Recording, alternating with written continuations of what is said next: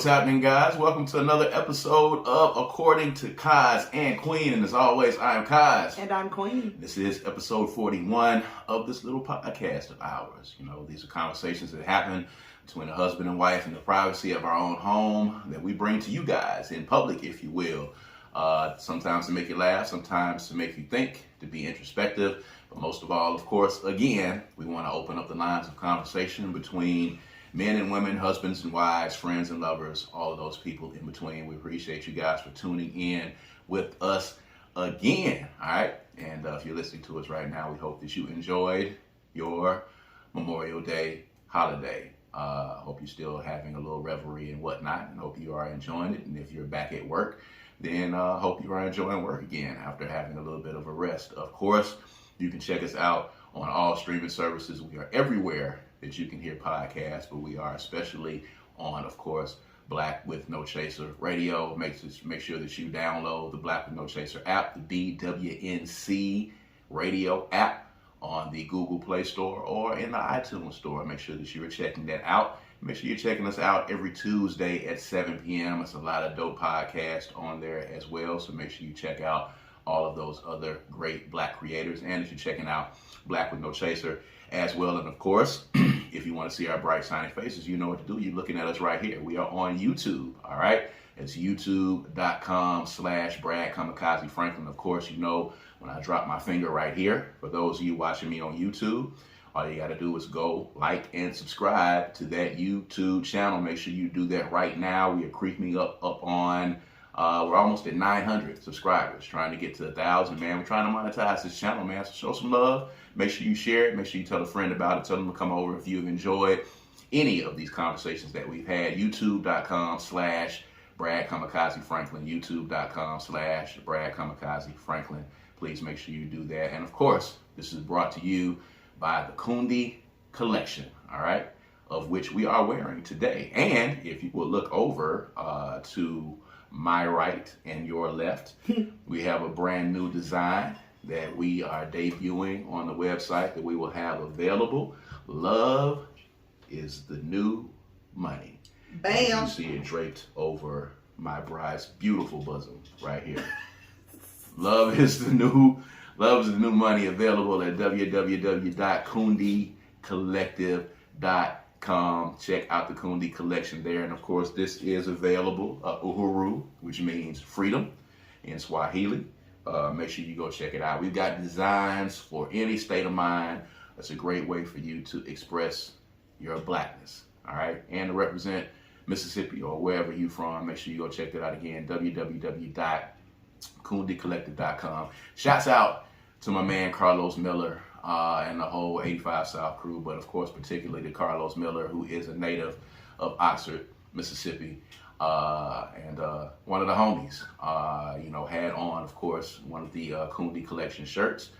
Ain't no genius like Black Mississippi Genius, and got a lot of traction on last week. I think we, sold about. Thanks, Carlos. Yes, thanks, Appreciate Carlos. you. So, the cash register was ringing up on the website, man. We got a lot of hits on the website for you guys. Carlos, sporting that t-shirt. Appreciate it. You'll be seeing more of that as it comes, of course, and more of these new designs. So make sure you check those out as well. Anyway, want to get right into it. A few things, of course. We have a new addition to the family. We have a new puppy that has been welcomed into the Franklin household. Ladies and gentlemen, his name is Rocco T'Challa Franklin. All right, Rocco T is what I'm calling him right now. A very cute little tiny puppy that we have here in the household. And the little one has gotten it, of course, in honor of the great year that she's had. But low key, my wife is also very excited about having Is it low key? It might not be low key. I'm trying to keep it. You're trying to keep it low key, but in actuality, you're really just as excited. Probably a little bit more. Well, maybe not as much. Maybe not as much as she is, but yeah, I'm definitely excited. So yes, we got a new puppy in the household. It's been a while for the Franklin family having a pet in the household. We made several attempts in previous years at having some pets. Maybe we've made no attempt at all. That was the beginning. There was an attempt. Our 2 previous dogs that we had, that was an attempt. Oh, that was years ago. That was years ago. We partied. that was years ago. That was years ago. And I think being a pet parent is kind of like being a parent. It's kind of trial and error. Well, you were traumatized by the last experience. Mm-hmm. So we had to work through that trauma with you. Shaka was the grew to the size of a small miniature horse, and I had to go into the backyard every day and feed Shaka, and Shaka was like a big kid, a big, huge, giant kid, and he wanted to play, and I had to wrestle with him, and it was not a fun thing because he was extremely strong and playful. I got his mother, Sheba, for my wife as a present. As I was trying to win her back, I was trying to court her back, and she wanted a puppy, and I went and got her that puppy. I would have gotten her an alligator or a camel. I'd have gotten her whatever she had asked for at that time because I was trying to win my wife back. And lo and behold, that dog, Sheba, and then had puppies, and then had a son that we kept, and both of those dogs grew and became very big dogs that required a lot of care and a lot of food and a lot of maintenance. And somewhere in the mix with those 2 dogs, the woman who I got the puppy for originally just disappeared. She disappeared into motherhood of a human child. Yes. That's got to be clear and should be understood by this gentleman sitting next to me, but he continues to bring it up. But yet still wanted to continue to try to maintain the pets while I your could have attention was managed diverted. Sheba. It was Shaka. Shaka was the problem. Mm-hmm. Sheba, if we had gotten Shaka a more suitable environment, Sheba would have been Shaka fine. needed like a field. Yes, Acres. he was as big as Sheba, but Sheba bigger. Was like much older, but Shaka was a puppy and was still her size and very strong. They were a golden lab mix, golden retriever lab mix. So, I do admit that my ability to care for the puppy and Sheba fell to the wayside once I got to, once Braylon got here. Once she got here, it got a little difficult for me. Mm-hmm. And it wasn't my focus. I mean, it just wasn't my focus. My priority shifted. Here we go. And we have, we figured that out over time. Mm-hmm. And here we are. So Rocco T'Challa Franklin is now. We've corrected our mistakes. And we're going to give it another shot. Our little one had a very great year at school this year. First place, highest average in social studies, and highest average in cyber technologies, and honor roll.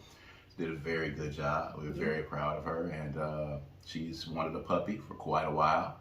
And of course, as with all things, Mom and Dad had to figure out whether or not we were ready to go down that road again. Well, aside from her academic success, she also had a socially trying year. In 7th grade was a bit, it was a bit touch and go there for a minute. She had, some social issues with the kids, and she pushed through and figured it out, and she communicated, and she, worked on herself and figured out how she manages things and what works for her and what doesn't work for her and what she's going to deal with and how she's going to deal with it. It was a tremendously big year in that she had to, kind of come to terms with who she is, and she did that work. And so, it was just time for her to see that we see her. Yeah. She's been wanting a puppy forever, so. In that vein, because we are pretty deliberate about, rewarding her when she does well, and, helping her to navigate these social situations, I want to talk about something that has kind of been bandied about. Of course, at this time of year, every year, it's prom season. School is, about to be out for a lot of people, and it's already out for some folks. It's already out for our little one. They've already had their last day of school, but the conversation always turns to prom, the prom pictures, the pre-prom parties, the introductions, the arrivals at prom season. The debate goes back and forth about how far and how extravagant you should go for prom celebrations, and I wanted to get your thoughts on it. As we are parents, and we have had a little one who has asked us about, 8th grade dances and 9th grade dances, and will eventually be coming up on going to a prom very soon. It's not that far off. What are we prepared to do for prom season? Provide transportation. Okay. A dress. Mm-hmm. Okay. A hairdo. Okay. Some shoes. That's the outfit. That's about it. That's it. Maybe a photo shoot. Maybe a photo shoot. Now, that would be the pushing it. So listen, you and I have both seen the extravagance that people have gone to with these proms, and the why y'all counting other people's money, and why y'all in people's pockets, and let these kids celebrate and let these folks celebrate. And these performances is what I'm calling them now. These prom pictures and these prom whatever, they're getting more and more extravagant and more expensive as the years go along. So if I'm looking at what's happening this year, I got to be honest with you, I'm a little afraid of what's going to be happening in 3 years and where the bar is going to be pushed and what we're going to be asked to do when prom season comes. And if you're doing all this for prom, what's going to be left for your wedding? Because they're going even further. Festivities look a lot like somebody walking down the aisle. It does. But I don't know. I don't really have a dish to die in on this particular subject, because I do believe to each his or her own. Mm-hmm. But I will mention that I think this is all just the world we live in today, and the world that we are influenced by social media. That's the only reason why I think these things are happening, because it's a show. When we didn't have social media, it wasn't that necessary. A picture would do. So, but it is the time that we live in. It's probably where we're headed. If you got it and that's what you want to do, sure. I mean, I think that celebrations are always valid. If you find a reason to celebrate. I don't really have an issue with that. True. Doesn't particularly align with anything I'm interested in doing. For over here, not now. I don't know what's going to happen when we get to prom for our daughter. I don't know. And I reserve the right to be like, yep, I'm going to do it too.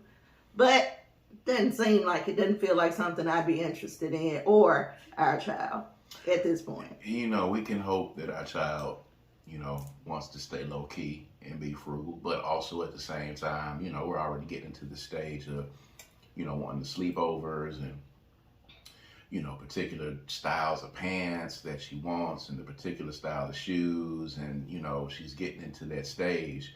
And I got to tell you, as a father, and I know as a father, and speaking to all the fathers out there that have had to, to deal with this, I've got some anxiety about it. I'm telling you, I have some real anxiety about it 3 years out. I got some anxiety about it. Because there's no telling what the bar will be when it gets to that point. And I want my daughter to be happy, and I want her to enjoy her time. But you know me, you've met me, you're married to me. I just can't see myself going broke or spending a huge amount of money on a prom celebration. The dress, the shoes, the hair, that's great. Even if her date isn't able to, and we get a limo service maybe, sure, that's great. But what else are people gonna be doing by that time? Is there going to be a pre-party? Is there going to be an after-party? Is there going to be the need for balloons? Is there going to be the need to rent out a facility? Somebody's going to come to prom in a helicopter within the next 3 years. That hasn't happened yet, but somebody, somewhere, some black person is going to airlift their daughter or their son to the prom, and they're going to drop them off in a helicopter. What the hell do you do to top that? Maybe it's not about topping it. Maybe it's about doing what you can when you can. I mean, you can't take it with you. You might as well celebrate it. You know what I'm saying? So, I don't know. I think it's just a matter of where you put your attention when you're coming up with your determination about whether or not this is extravagant or not. Because there are some people who wouldn't even consider this to be extravagant.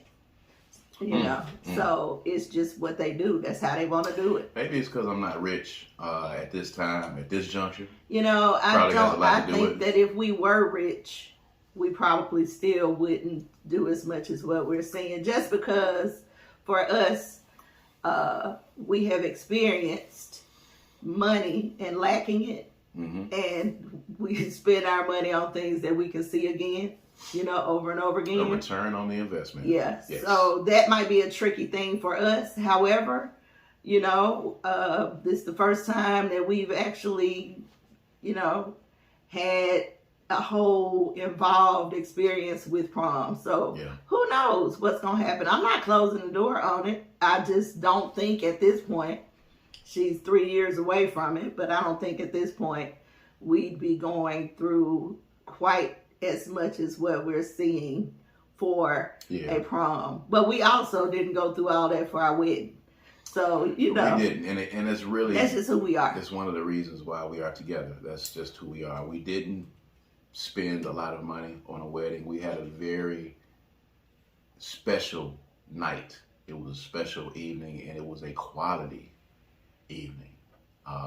Memorable for many reasons. We were the first people to be married in the Rose Garden at One Jaxn Place in Jackson, Mississippi. We were the very first people to do it. We set a precedent, as a matter of fact, because no one had ever done it before. We got special permission from Leland Speed, rest in peace, who allowed us to have our wedding there. That was a big deal. Mm-hmm. And because we had that space there, we were able to make something special happen, but we didn't spend a lot of money on that at all. I don't know what we might, I guess, like on my dress and I had friends who did my hair and my makeup and, and for me, those are the quality memories for me, the emotion and the feeling and the energy that passes between you and the people that you're sharing these moments with. Mm-hmm. So I wouldn't trade it at all. Yes, we did have a reception later where that cost more than a wedding. Oh, absolutely. Yeah. And it still didn't cost $2,000, and that, like, people are spending that on prom now. Yes, they're spending that on prom and they're spending that on food for their weddings and their receptions. Our reception didn't cost a lot of money. We have always just been frugal because we had a goal in mind. I don't know if I would consider it frugal as much as I would. Our attention has been on what we're doing more than the presentation. Yes. That's just how we function, even in our businesses and the events that we do. Like, it's more important the reason why we're here and what we're doing than it is what we're presenting. And I think that's what we don't have that a lot of other people do have. I don't know how we missed that, but we do create some wonderful memories. We do experience personal connection with people every time we do something. Right. So I wouldn't trade it, but I don't think it's frugality. I think it's just a difference in priority and who we are. Yeah, I think, we both really hate things that we go to that have elaborate presentations but no substance to them. Yeah. We encounter that a lot. And I'm sure a lot of you encounter that very same thing. So I think both of us have a real disdain for really extravagant productions that fall short on quality and substance. Dick Vitale used to call it the all airport squad. And the all airport squad is basically when you pull up, when the plane lands or the bus pulls up to your school and everybody gets off the bus and they got matching duffel bags and they got matching jogging suits and they got matching wristbands and they got a trainer and they get off and they look really good and they're really coiffed and everything looks great, and then they get out on the court and they play like shit and they're awful. Presentation means a lot to some people. For us, substance and quality, the meat of what you're getting to is much more important. And I think that's something that we want to teach our daughter too. Absolutely. Well. And I'm not saying that presentation isn't important. Yes. Because Yes, I it have is. been wowed at some events. Shoot, I'll be wowed at some people's houses. You know, Right. It's just Right. not us. That's just not our thing. It's just not what. Like, we are pretty basic people. Yes. Yes. I don't know if that's something to celebrate or if that works for other people. It doesn't really matter. You know, it's just what works for us and we're cool with it. So that's just our position on how things work. And again, you do what works for you. And shouts out to all the parents. You know, I do agree that we should celebrate our kids. I do agree that, you know, you should not be ostracized or ridiculed because you want to celebrate your kids and do things for them. For some people, $1,000 is like $1, and it's not a problem. For some people, $10,000 is like $1, and to those people, I get it and I understand. But there are also some people out there, and let's just keep it real, there are also some people out there that $1,000 is a lot of money to come by, and because you are trying to keep up with what somebody has done, you are spending money that could be very well spent someplace else. And again, that's not telling you what to do with your money, but that is saying that you should not fall to peer pressure and don't put yourself in a bad position because peer pressure exists. Because that's the one thing that the Franklins are not going to do. You know, if the situation calls for it and, you know, we got to pull the reins back on something, we're going to do it. But we celebrate our daughter and all of our kids as much as we possibly can. And pretty much because she's the youngest, I think she probably gets doted on a lot more But than if the you older kids teach, do. if you show your child that this is what a celebration looks like, then they may miss celebrating from the inside, you know, and they may take on the thought process that celebration has to look a certain way, has to be a certain way, has to cost a certain amount of money, and they miss that very valuable lesson that says that you can celebrate yourself any time of day, any day, for no particular reason, Or cost. for no amount of money. That's important, and that will carry them through the rest of their lives because they are not celebrating because they don't have something. Yeah. You can always find it inside. So that's just that's my position on why it might not be the best idea. But if you can do that, and you can, you know, help a child or shape a child and mold a child into understanding their significance to the world, with whether they have money or not, whether they have a big, huge presentation, they are the presentation. Yes. So it's important for impressionable minds not to get caught up in those things and then build these ideas about who they are that can be washed away with water. You know what I'm saying? Yeah. So Yeah. that's my thing about it. It's more important for me to build from the inside because a lot of people don't get that opportunity when they get everything handed to them real pretty and flashy. They begin to believe that that's where their value lies. Yes, in the presentation. Yeah. And you push the envelope, and then you're creating, you know, young people who are expecting to be celebrated in every sense and in every fashion. And then when they're not, it becomes a problem when it happens. You know, I saw some of the parents talking about the end of the school year awards and some of the kids getting participation trophies at the schools now. They're giving away participation trophies to the kids that don't win awards in the particular classes, and how detrimental that is to your kids long term for receiving any type of accolade for just showing up. And showing up is important, but at the end of the day, you're setting a precedent for your kid to actually feel like they should be applauded for doing the bare minimum. And you're also diminishing the kids who did put in the work at the end of that day. So you're creating a generation of kids who feel like, well, you know, I had a limo and I had a party and I had a DJ and I had a performance at my prom party when I went to the prom. Then that's somebody who, when they go to college or when they do this and when they do that, you know, they're going to have a set expectation. And if that expectation is not met, then they're going to feel like they have failed. Yeah. And it sets them up. Could possibly. Yeah. And it sets them up. So, you know, we want to, of course, set very high expectations and set the bar very high, and we have for our grown kids as well. But we also want to allot for realism, and we want to allot for what they're going to experience in the world as well. While trying to understand what we're experiencing in the world. Mm-hmm.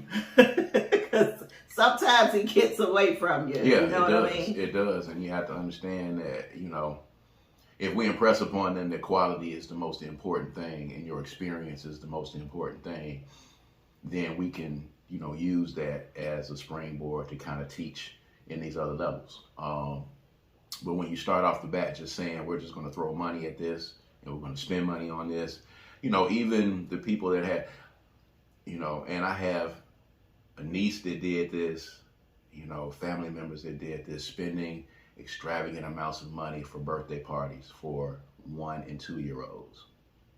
It's the most ridiculous thing that I can even fathom for a 1 or 2 year old that is not going to even remember this birthday party, not even interested in what's happening in a lot of instances, is a little afraid and has anxiety from having so many people around them at 1 or 2 years old.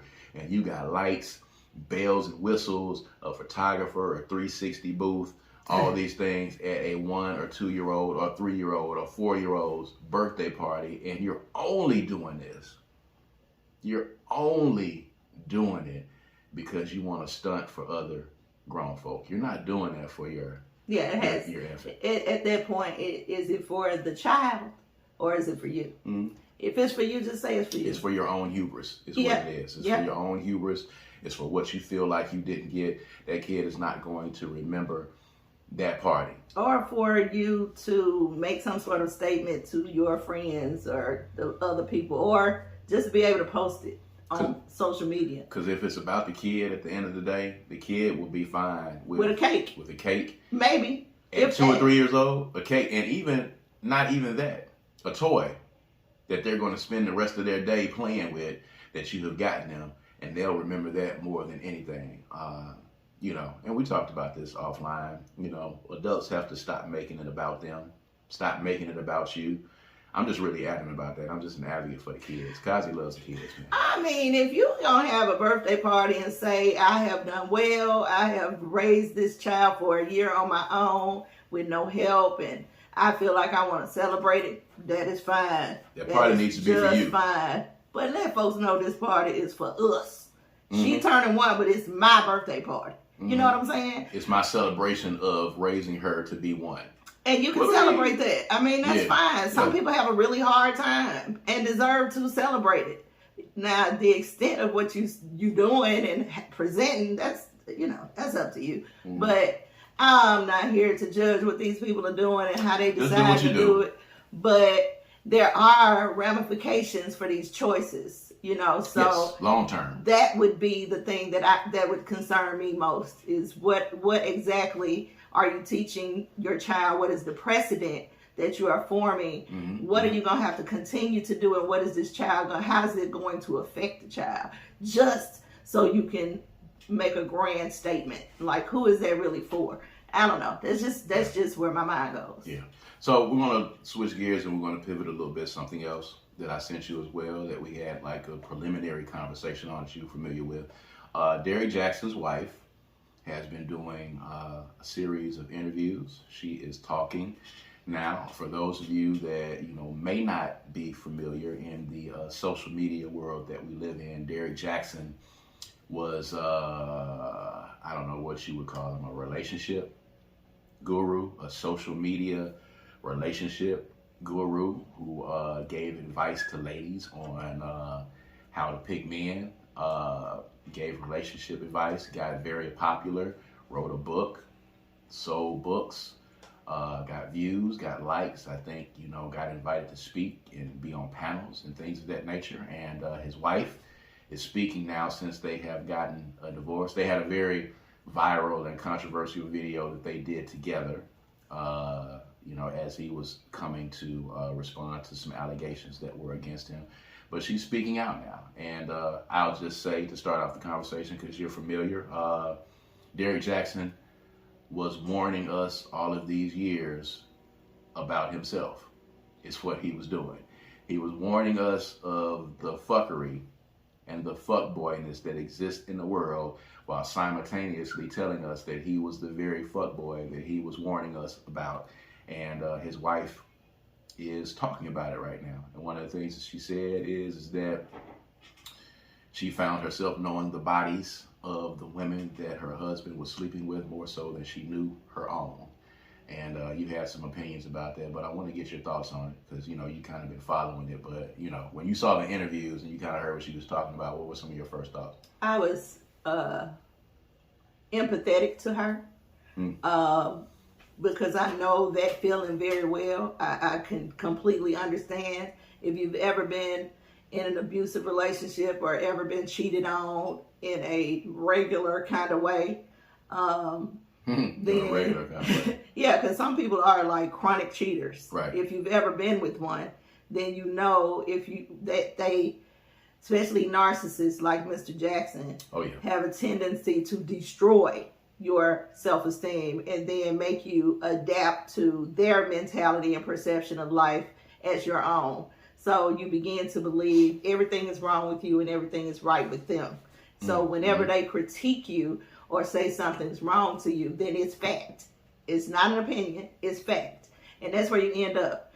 So her watching people that he's attracted to or that cheated on her, that he cheated on her with, that is not far-fetched for me to believe. I can believe that if she had a very low self-esteem and she believed he was everything, and then him cheating on her would mean that she's nothing. So she would then try to do everything she could to become what he is attracted to become what he wants, what he desires, what he loves. So she'd watch the people that he cheated with. That makes perfect sense to me. It makes it's definitely from a place of brokenness and a victimization, but it is very it's not hard for me to believe. I was actually there once. You just kind of study and watch them and see how you can look like them, how you can act like them, how you can do. But it all comes from a place of being abused. So my heart went out to her, and I'm glad that she's saying it out loud, because there's power in saying it out loud. You can believe it once you say it out loud. And I know that people are having a hard time wrapping their heads around the fact that she would do that. But those are people who haven't experienced it, I think. So, give her a little bit of grace. She's trying to work her way through it. The man did a number on her. And I know that number very well. So, yeah, when I read it, I was like, dang. And that's the interesting thing, because when you read it and when you listen to her do the interview, it sounds so crazy. And you say to yourself, there's no way that this could possibly be happening in this dimension on this planet, in Earth right now. And, in talking to you and having, conversations with you and in your past experiences, which we always talk about, you find out that, yes, it's a lot more prevalent than you would even know. It really actually happens. And it's happening more so. This is just an incident where somebody's talking about it in public, but it's happening right now. You know someone who could be possibly dealing with this right now. Yeah, but on the norm, the way it's presented is hateration. Oh, she ain't even that hot. Look at her. This is that wrong with that. But they're actually studying that woman to try to figure out why he likes her. That's still the same thing that she's saying. She's just allowing herself to break in order to fix herself and being honest and being forthcoming about what she's finding about herself. But women do that every day who have been cheated on. It just doesn't look like vulnerability. It looks like I got myself together and I'm better than her. But it's still the same thing. They Right. still studying. They still insecure. They still broken. They still want to figure out what it is about that woman that he's choosing that she's not. They may not admit that, but that's actually the same thing that she's talking about. She's just actually being more open and honest about her experience that we see on the norm, because it's not something you want to say out loud. Right, because it's embarrassing. But, you know, I think this is her way of working her way through it. For me, you know, and people had their opinions. I had my opinions. I didn't speak about them publicly, but when I saw Derrick Jaxn's videos, there were times where I agreed with some of the stuff that he was saying. And then there was other times where I felt like he was kind of doing a little simping. There were some dudes who pretty much 100% thought that he was simping all the way across the board. But of course, his clientele and his audience was women, because he was saying things contrary to what you saw other people out there saying. He was kind of the anti-Kevin Samuels, so to speak. Which leads me to the point of saying, you know, the type of shit human being you have to be, because at the base level, for me, it's a compassion issue. It's a human compassion issue. The narcissism that exists for you to have your wife, allowing her to, making accessible to her the sex tapes of you and the women that you were cheating on her with. And she's watching them. She's watching what y'all are doing sexually and trying to mimic it for you in an effort to win you over these particular women. How do you get to the point where you're allowing her to watch these videos, which means that she is acknowledging that she's being cheated on, and you are acknowledging that I don't care that you know that I'm cheating on you. As a matter of fact, here are the videos. Like, how do we get to that point? Abuse. It's really hard for me to help you understand it, because it's really something you just have to go through to understand. But you really basically lose yourself, and it's not something that you're proud of. It's not something you want to go broadcasting to anybody, but you lose everything you know about yourself just because this man has completely stripped you of all that you know of who you were and made you into the person that he wants you to be. Him telling her to watch this and learn from it, this is what I want. It's not hard to fathom that she'd be ready, willing, and able to do that for him. That's not even hard for me to believe or even fathom, because that's all she knows. That's what she think love is. That's what she wants. She wants to please him. She wants to be accepted by him. And so him telling her to do that, it's not really that hard for me to understand, because it's a sad situation for it to happen, but it's very real. It happens, you know. The hypocrisy of it all, you know, and understanding your experience, baby. But the hypocrisy of it all for me as a man, it angers me, because we have reached this level in social media where people are doing these things, and they're doing them for likes and shares, and they're doing them to sell books.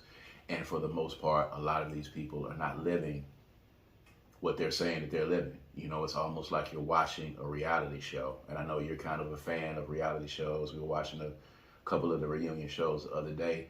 It gets to a point where you have to understand that social media is not a real place. It's not a real universe. It's not the real world.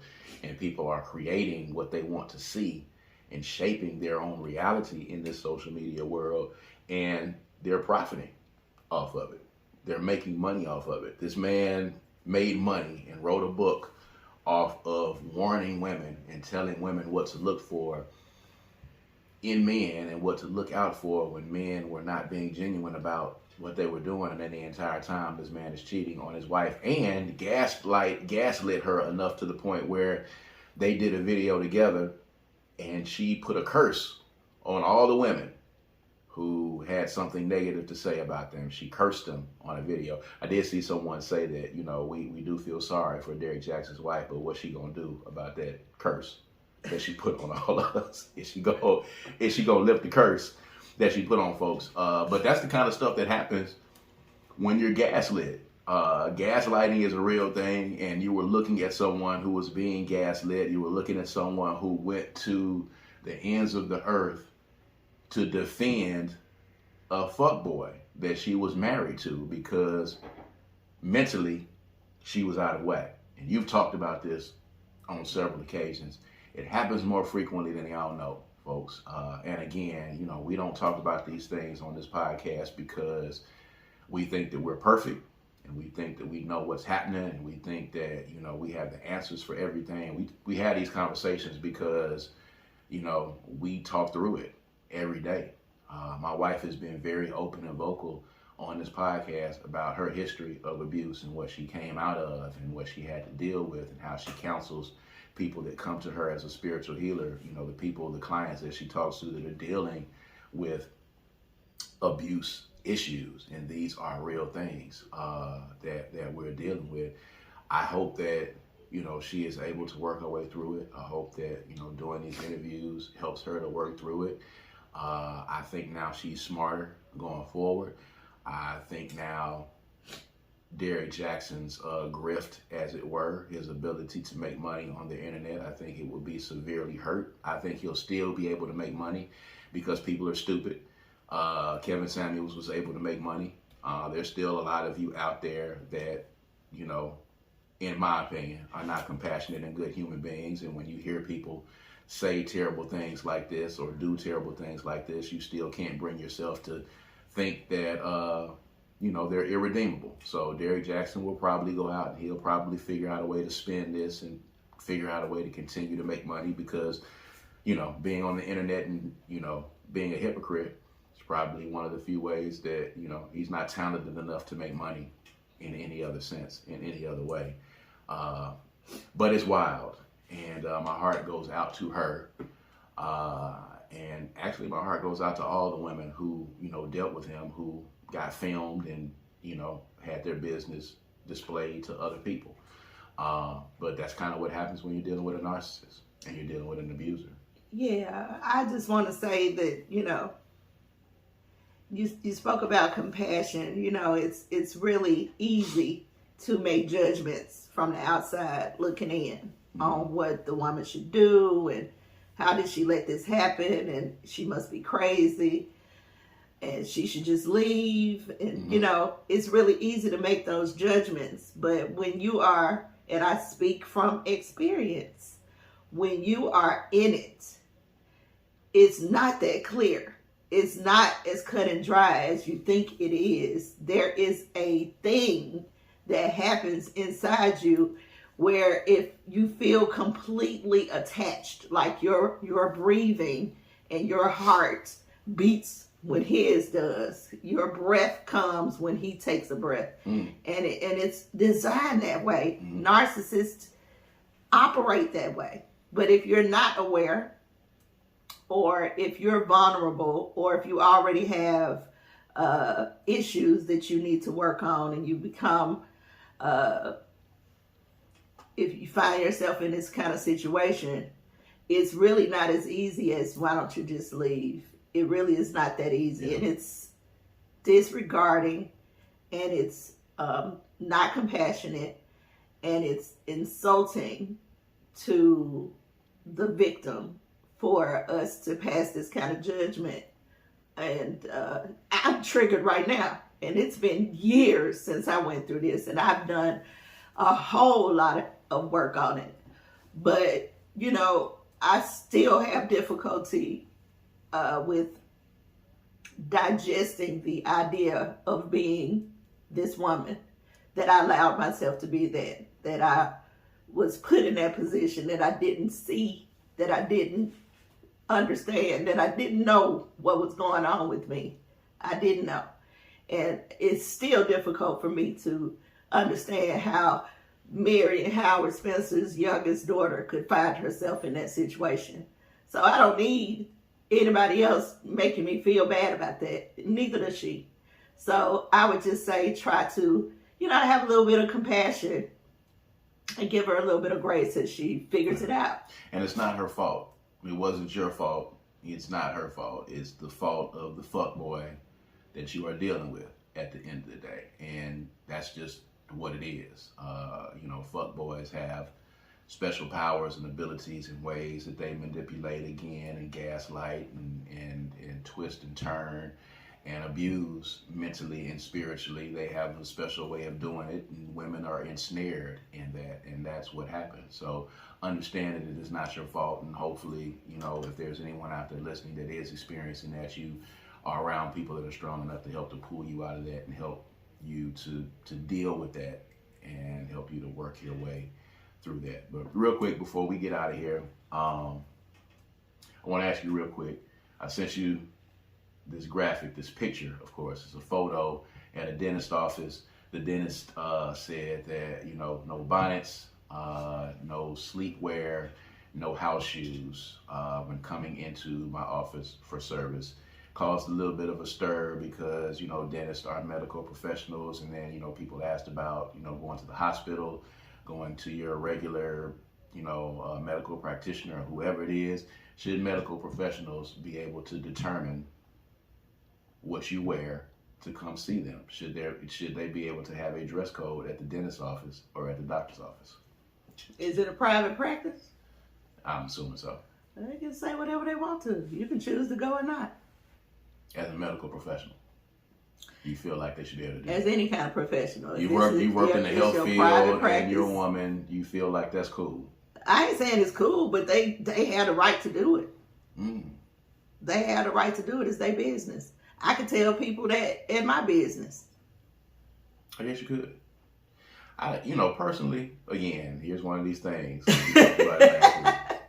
I could be crazy. I don't really see the big deal. I really don't see the big deal. But then again, you're talking about a guy who I pretty much wear flip-flops and socks to every event that happens when I go out. I'm in a leisure mode. But, if you want to wear your bonnet out and, you want to wear your house shoes out, you go do something. If you're comfortable, just do it. I don't know under what circumstances he would make that that sort of statement. I don't know what the reason would be, but it's highly likely, because I'm thinking about this for myself. Under what circumstances would I find myself in a bonnet going to a medical professional? If it's 7 in the morning. And I'll be honest with you, there have been times where I just did not feel well, and if I'm going to the dentist with a toothache, putting on clothes and looking cute might not be the first thing on my mind. So I'm just going to roll out of bed and get in there as quickly as possible if I have an actual toothache. If you're going in for some sort of work that's been, an appointment or something, maybe that's different. Yeah. But, I don't know. I mean, go to another dentist. What's your general, because we haven't talked about this on there before. I think we talked about it personally. What's your general rule as a woman for the bonnets on the outside? I don't think we really had an issue. You don't do it. You got a certain way that you do things. But what's your general rule on the bonnets outside the house? For me? For you, and then your opinion. For me, I would not wear a bonnet out. House shoes or sleepwear? I'd wear house shoes. I'd probably wear sleepwear, but I sleep in dresses or used to be dresses. So that's not really a big deal for me. If I got to run up to the store, to the gas station, now the gas station, that's where it really go down. Now, if I'm going in a real store, I'm probably going to take more time to put something on. But if I look like I have on clothes and not pajamas, I'm cool, whether I sleep in it or not. So you're generally against the bonnet outside? I wouldn't wear it, but I don't feel like anybody has the right to tell somebody else. I know that you don't, and I'm asking you a question that I know. I wouldn't do it, but I don't feel like anybody else has the right to make any judgment on somebody else wearing anything. It's not that big of a deal. If you're going on a flight, you want to be comfortable. You know what I'm saying? If you're going to the dentist office or to ER or to the emergency room, you're going to be there 8 hours what you getting spiffy for. You might as well just come in there. Especially the airport when you got that 6 o'clock flight in the morning. I think it's kind of getting a little out of hand, you know, but again, I don't know what the reason is for why they're making these, you know, these rules and regulations and such. I just don't get it. It's a ridiculous thing. And then, you know, if it's a matter of this is just my preference, I want all my clients to look a certain kind of way, then that's ridiculous. That's discriminatory, you know, in and of itself. I mean, I don't have if you chose to wear your bonnets out, that was cool. I wouldn't have any problem with it. You know, the mothers that come up to the schools, you know, as long as, you know, here's the thing, and I'm just going to say this, of course, you know what I'm saying? If you know, make sure you zip it up, you got your cleavage up, you know, and it's not, you know, you're not just sagging all over the place coming up. You know what I'm saying? No, baby. What are you saying? I don't know. I might want to retract that. Yeah, keep going. I might want to retract that. You know what? I'm going to stop right there. I'm going to put a period in that right there. I'm going to move on to the next thing. This is what I'm going to say right here. What I'm saying is this. A lot of fellas is like, I don't like when my wife puts the bonnet on at night or wraps her head up or when she comes to bed in the house coat. Like, I don't understand any of that. You know what I'm saying? Because in the Franklin household, if the bonnet goes on and the house coat is on, either way, we's fucking. Either way, it's going down. As a matter of fact, I think I prefer when the bonnet is on. Maybe they don't like the bonnet because they're only attracted to what their women look like when they made up. And that's a problem. If you can't roll over in the morning and look at your wife and be attracted the same way, you know, when she rolls over in the morning without makeup, and she has to be made up and the hair has to be done for you to be attracted to her, then I don't know if you did all of your research all the way across the board. That's just me, personally. For me, when my wife doesn't have any makeup on and no lashes and has got that bonnet on in the bed, she is absolutely super duper sexy to me. I love it. I love it. And the house coat and the house shoes. It ain't nothing more sexy to me than to come in the kitchen and my wife got a bonnet on and a house coat and house shoes and she in there making some bacon in the kitchen. It's nothing more sexy than that's weird, dude. There ain't nothing more sexy to me than that, because that means we in this house. We in here together. We live together. We a couple. Oh. You know what I'm saying? That's comfort for me. Okay. I don't need you to get all whipped up to go in the kitchen and make breakfast or to get up to go down to the store in the morning. We in here and we see each other at our absolute earliest, at our worst, at our most unkempt, and we are cool with that. And that's what I'm cool with. And I don't have any problem with that really at the end of the day. So, you know, sorry for you fellas who feel a certain way. When my wife ties her hair up, that doesn't mean that shop is closed when she ties her hair up. When she ties her hair up, that means that the shop is probably open and just open at the point that she tied her hair up or when she puts that bonnet on. You know. Baby, you don't care. It could be. I don't care. It could be I really don't. I really don't give a damn. It could be. I really don't give a damn. I really don't give a damn. It's gonna go down either way. Either way, it's going down. Tied up in a bonnet or down. If it happens to be down, and I'm lucky enough that it's there, that's great. But it doesn't have to be. We gonna do it either way. House coat, we just gonna baby. Okay, we get it. Unbutton that thing. Throw them house shoes off. It's gonna. Oh my God. It's gonna be going down in that thing. Anyway, man, I feel sorry for you brothers. If you're not a real big fan of the bonnets, that's cool. To each his own. At the end of the day, that's I think the motto of this show, the running theme. The running theme, to each his own. At any rate, we're going to put a pin in it right there, and we use the words "put a pin in it" quite frequently over the past couple of days. We've been saying it quite frequently, but that's another sidebar conversation. Hope you guys enjoyed your Memorial Day weekend. Thank you for joining in with us again. Of course, every Tuesday night at 7 p.m.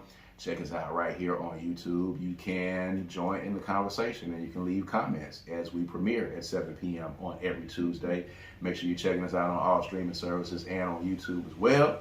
And of course, as always, I am Kaz. And I'm Queen. And we're going to see you guys next time on According to Kaz Queen. All right, peace and power.